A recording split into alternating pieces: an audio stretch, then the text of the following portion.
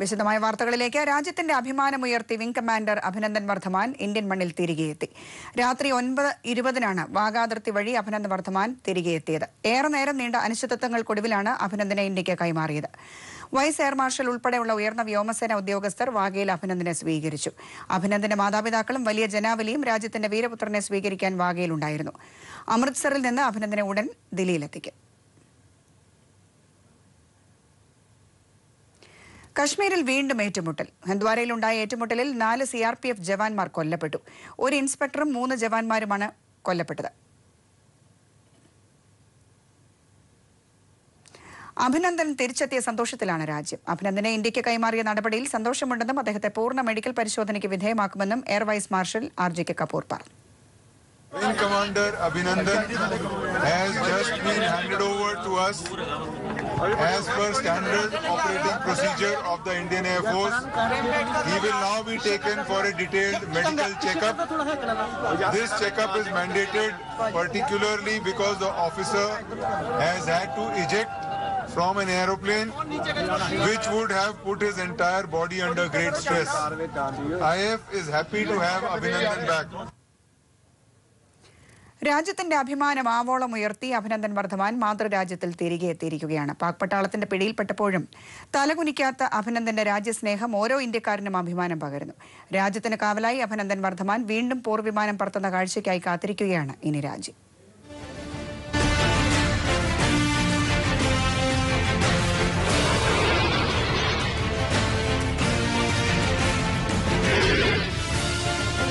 അവൻ ധീരൻ, യഥാർത്ഥ സൈനികൻ. അവനെക്കുറിച്ചോർത്ത് അഭിമാനം മാത്രം. വിംഗ് കമാൻഡർ അഭിനന്ദൻ വർദ്ധമാന്റെ പിതാവ് സിംഹക്കുട്ടി വർദ്ധമാന്റെ വാക്കുകൾ ഒരു രാജ്യത്തിന്റെ ശബ്ദമായി മുഴങ്ങുന്നു. തന്റെ പോർവിമാനം വീണത് പാകിസ്ഥാനിലാണെന്നറിഞ്ഞപ്പോഴും പതറിയില്ല. ജീവിതവും മരണവും തമ്മിൽ ഒരു വെടിയുണ്ടയുടെ അകലം. എന്നാൽ അഭിനന്ദന്റെ കണ്ണുകൾ ആദ്യം തേടിയത് രക്ഷയ്ക്കുള്ള വഴിയായിരുന്നില്ല. ദൗത്യം തെളിയിക്കുന്ന രേഖകൾ നശിപ്പിക്കുന്നതെങ്ങനെയെന്നായിരുന്നു അഭിനന്ദന്റെ ചിന്ത. ആർക്കും ലഭിക്കാതിരിക്കാൻ അയാൾ മാപ്പും മറ്റ് രേഖകളും വിഴുങ്ങി. ഒരു തെളിവും ബാക്കി വച്ചില്ല. അഭിനന്ദനെ പാക് പട്ടാളം ചോദ്യം ചെയ്ത ദൃശ്യങ്ങൾ കണ്ടവർക്കറിയാം ആ ധീരന്റെ കരുത്ത്. ഞാനെന്തിന് നിങ്ങളോട് ഇതൊക്കെ പറയണമെന്ന് പാക് മേജറോട് മുഖത്തു നോക്കി അഭിനന്ദൻ ചോദിച്ചു. ശത്രുവിന് മുന്നിൽ താൻ തളർന്നുപോയാൽ ഒരു രാജ്യത്തിന്റെ അഭിമാനം ചവിട്ടിമെതിക്കപ്പെടുമെന്ന് അയാൾക്കറിയാമായിരുന്നു.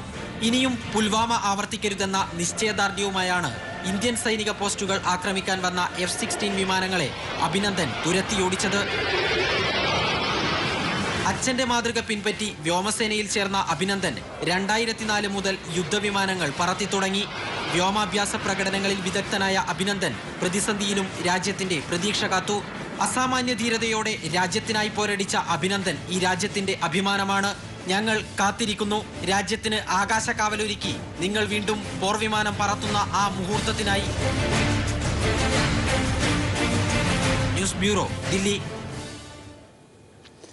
ഭീകരവാദത്തിനെതിരെ പാകിസ്ഥാൻ ശക്തമായ നടപടിയെടുക്കണമെന്ന് വിദേശകാര്യമന്ത്രി സുഷമ സ്വരാജ്. അബുദാബിയിൽ നടക്കുന്ന OIC മീറ്റിംഗിലാണ് മന്ത്രി ഇക്കാര്യം ആവശ്യപ്പെട്ടത്. പാകിസ്ഥാൻ ഭീകരപ്രവർത്തനങ്ങളെ പ്രോത്സാഹിപ്പിക്കുകയാണെന്ന് സുഷമ സ്വരാജ് കുറ്റപ്പെടുത്തി. അബുദാബിയിൽ നടക്കുന്ന 46ാമത് ഇസ്ലാമിക രാജ്യങ്ങളുടെ സമ്മേളനത്തിൽ അതിഥിയായി പങ്കെടുത്താണ് ഇന്ത്യയുടെ നിലപാട് സുഷമ അറിയിച്ചത്. Terrorism and extremism bear different names and labels. It uses diverse causes, but in each case it is driven by distortion of religion and a misguided belief in its power to succeed. The fight against terrorism is not a confrontation against any religion. It cannot be. വാർത്തകൾ തുടരുന്നു. India Pak സംഘർഷത്തിൽ ഇടപെടൽ തുടരുമെന്ന് America. സാഹചര്യങ്ങൾ വഷളാകുന്നത് ഒഴിവാക്കാൻ ഇരു രാജ്യങ്ങൾക്കിടയിലും ചർച്ചയ്ക്ക് വഴിയൊരുക്കുമെന്നും America പറഞ്ഞു. US state secretary Mike Pompeo ആണ് ഇക്കാര്യം അറിയിച്ചത്. ഇന്ത്യ പാക് പ്രശ്നത്തിന് മധ്യസ്ഥ ചർച്ചകൾ നടത്താൻ റഷ്യയും താൽപര്യം പ്രകടിപ്പിച്ചിട്ടുണ്ട്. ഇതിനിടെ മൗലാന മസൂദ് അസർ പാകിസ്ഥാനിൽ തന്നെ ഉണ്ടെന്ന് പാകിസ്ഥാൻ സ്ഥിരീകരിച്ചു. ഇന്ത്യ പാക് സംഘർഷത്തിൽ ഇടപെട്ടിരുന്നുവെന്നും സംഘർഷങ്ങൾ ഒഴിവാക്കാനായി തുടർന്നും ഇടപെടൽ ഉണ്ടാകുമെന്നുമാണ് അമേരിക്ക വ്യക്തമാക്കിയിരിക്കുന്നത്. US state secretary Mike Pompeo ഇക്കാര്യം ഔദ്യോഗികമായി അറിയിച്ചു. ഇരു രാജ്യങ്ങളുമായി സമ്പർക്കം തുടരുകയാണ്.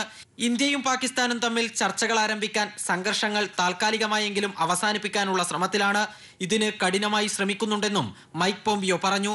ഇന്ത്യയെ ആക്രമിക്കാൻ പാകിസ്ഥാൻ F-16 വിമാനം ഉപയോഗിച്ചതിന്റെ തെളിവുകൾ ഇന്ത്യ അമേരിക്കയ്ക്ക് കൈമാറും. അമേരിക്കയെ കൂടാതെ റഷ്യയും ഇന്ത്യ പാക് സംഘർഷത്തിൽ മധ്യസ്ഥ ചർച്ചകൾ വഹിക്കാനുള്ള താൽപര്യം പ്രകടമാക്കി.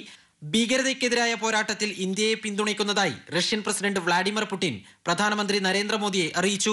ഇതിനിടെ മൗലാന മസൂദ് അസർ പാകിസ്ഥാനിലുണ്ടെന്ന് പാക് വിദേശകാര്യമന്ത്രി ഷാ മെഹ്മൂദ് ഖുറേഷി സ്ഥിരീകരിച്ചു. പുൽവാമ ഭീകരാക്രമണത്തിന്റെ തെളിവുകൾ ഇന്ത്യ കൈമാറിയിട്ടും മസൂദിനെതിരെ ശക്തമായ തെളിവില്ലെന്ന നിലപാടിലാണ് പാകിസ്ഥാൻ. അഭിനന്ദൻ വർത്തമാന്റെ മോചന തീരുമാനത്തിന് ശേഷവും പാകിസ്ഥാൻ പലയിടങ്ങളിലും വെടിനിർത്തൽ കരാർ ലംഘിച്ചു. കുപ്വാരയിൽ ഏറ്റുമുട്ടലിനിടെ സൈന്യം 2 ഭീകരരെ വധിച്ചു. ഉറിയിലും ഏറ്റുമുട്ടലുണ്ടായി. ഇതിനിടെ പഞ്ചാബിൽ പാക്ചാരൻ എന്ന് സംശയിക്കുന്ന ഒരാളെ BSF പിടികൂടി. ഇയാളുടെ കയ്യിൽ നിന്ന് പാകിസ്ഥാൻ സിമ്മും പിടികൂടിയിട്ടുണ്ട്. News bureau, Delhi. ബലാക്കോട്ട് സൈനിക നടപടിയിൽ വീണ്ടും രാഷ്ട്രീയം പറഞ്ഞ പ്രധാനമന്ത്രി നരേന്ദ്രമോദി. സൈന്യത്തിനെതിരെ പ്രതിപക്ഷം രാഷ്ട്രീയം പറയുകയാണെന്ന് മോദി. തന്നോടുള്ള ദേഷ്യം കാരണം പ്രതിപക്ഷം രാജ്യത്തെ വെറുക്കുകയാണെന്നും മോദി കന്യാകുമാരിയിൽ പറഞ്ഞു. Do you support our armed forces or suspect them? They should clarify. Do they believe our armed forces or they believe those forces who support terrorism on our soil? I want to tell this party, Modi will come and go. India will remain. Please stop weakening India to strengthen your own politics. യുദ്ധം ചെയ്യാൻ സൈന്യത്തെക്കാൾ കരുത്ത് RSSനാണെന്ന് പ്രസ്താവിച്ച മോഹൻ ഭാഗവത്തിനെതിരെ കേസെടുക്കുമോ എന്ന് കോടിയേരി. മോദിയെയും അമിത്ഷായും വിമർശിക്കുന്നത് രാജ്യദ്രോഹമെങ്കിൽ തനിക്കെതിരെ കേസെടുക്കട്ടെ എന്നും കോടിയേരി വ്യക്തമാക്കി. ഞാനിവിടെ പ്രസംഗിച്ചത് BJPയുടെ നയങ്ങളെ വിമർശിച്ചു, നരേന്ദ്രമോദിയെയും അമിത്ഷായെയും വിമർശിച്ചു. BJPയെ സംബന്ധിച്ചിടത്തോളം നരേന്ദ്രമോദി വിമർശിച്ചാൽ രാജ്യദ്രോഹ കുറ്റമാണ്.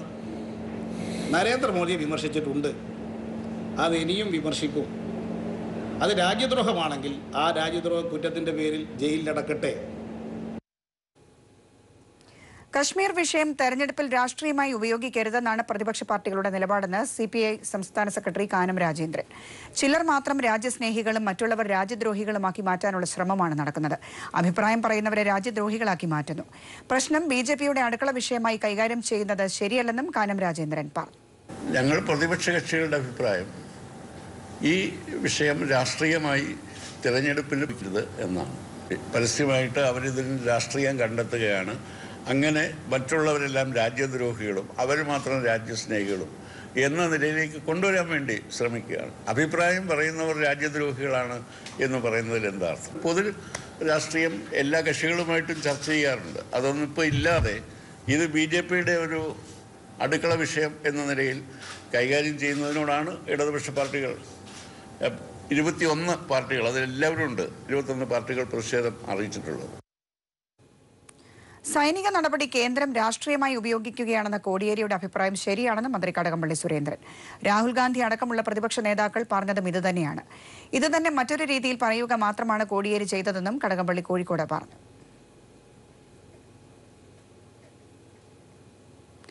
തിരുവനന്തപുരം വിമാനത്താവളം അദാനിക്ക് കൈമാറുന്നതിൽ പ്രധാനമന്ത്രി ഒത്തുകളിച്ചുവെന്ന് കോടിയേരി ബാലകൃഷ്ണൻ. സഹായമില്ലാതെ വിമാനത്താവളം നടത്താമെന്ന് അദാനി കരുതരുത് എന്നും അദാനി വിമാനത്താവളം സംസ്ഥാന സർക്കാരിന് കൈമാറാൻ തയ്യാറാകണമെന്നും കോടിയേരി അഭിപ്രായപ്പെട്ടു. ഇക്കാര്യത്തിൽ UDFുമായി ചേർന്ന സംയുക്ത പ്രക്ഷോഭത്തിന് ഇടതുമുന്നണി തയ്യാറാണെന്നും കോടിയേരി വ്യക്തമാക്കി. തിരുവനന്തപുരം വിമാനത്താവളം ഏൽപ്പിക്കുന്നത്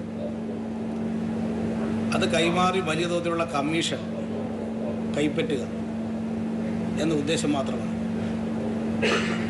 6 വിമാനത്താവളങ്ങൾ ഏൽപ്പിക്കുന്നതിൽ 6 വിമാനത്താവളങ്ങളും അതിൽ 5 എണ്ണം ആണിപ്പോൾ ലേല നടപടികൾ പൂർത്തീകരിച്ചത്. അതിൽ 5 എണ്ണവും അദാനിക്ക് എങ്ങനെ ലഭിച്ചു? ചർച്ച് ആക്ട് നിയമം കൊണ്ടുവരാൻ സംസ്ഥാന സർക്കാർ ഉദ്ദേശിക്കുന്നില്ല എന്ന് കോടിയേരി ബാലകൃഷ്ണൻ. എന്നാൽ ഇക്കാര്യത്തിൽ സർക്കാരിനെതിരെ തെറ്റായ പ്രചരണം നടക്കുന്നുണ്ടെന്നും കോടിയേരി പറഞ്ഞു. എറണാകുളത്ത് വാർത്താ സമ്മേളനത്തിൽ സംസാരിക്കുകയായിരുന്നു അദ്ദേഹം. ഈ വാർത്താ ബുള്ളറ്റിൻ പൂർണ്ണമാകുന്നു. നമസ്കാരം.